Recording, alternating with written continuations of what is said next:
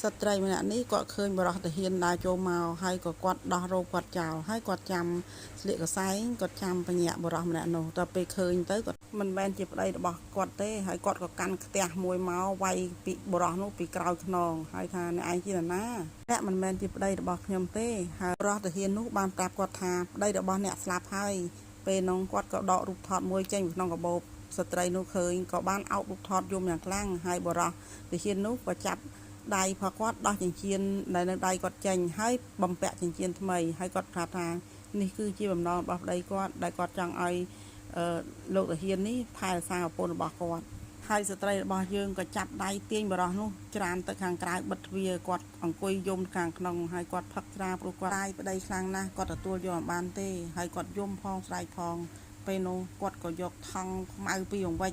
ជាសម្រាមយកមកចាក់លើបរោះតាហ៊ាននេះលើពេញលើក្បាលហើយបរោះតាហ៊ាននោះក៏គាត់មានអារម្មណ៍ថាខឹងដែរតែដល់ពេលហ្នឹងឮសំឡេងសូរក្រាំងគាត់ក៏ស្ទុះចូលទៅក្នុងហើយក៏ឃើញស្ត្រីនោះដួលនៅខាងក្នុងគាត់ក៏ស្ទុះចូលមកជួយនាងហើយជួយសង្គ្រោះលើក3នាងយកទៅដាក់ក្នុងបន្ទប់ទឹកព្រោះឲ្យនាងភ្ញាក់ដឹងខ្លួនឡើងពេលនេះនាងក៏បានដឹងខ្លួនបរោះនោះក៏បានអង្គុយនៅក្បែរនាងនិយាយលួងលោមនាងថានាងត្រូវតែទទួលយកការពិតហើយនាងបានចេញពីបន្ទប់ក៏ឃើញបរោះម្នាក់អង្គុយពាក់ខោអាវ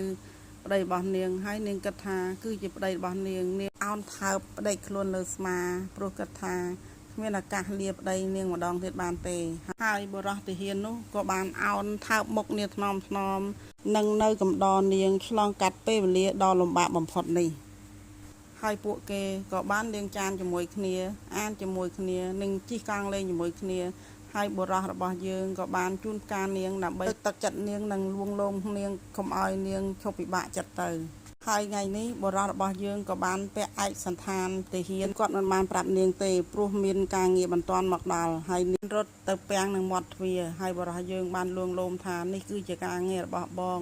ហើយគាត់ក៏បានថើបលានាងថ្នមហើយក៏ស្ពាយកាបូបដើរចេញទៅហើយក្រោមខ្សែភ្នែករបស់នាង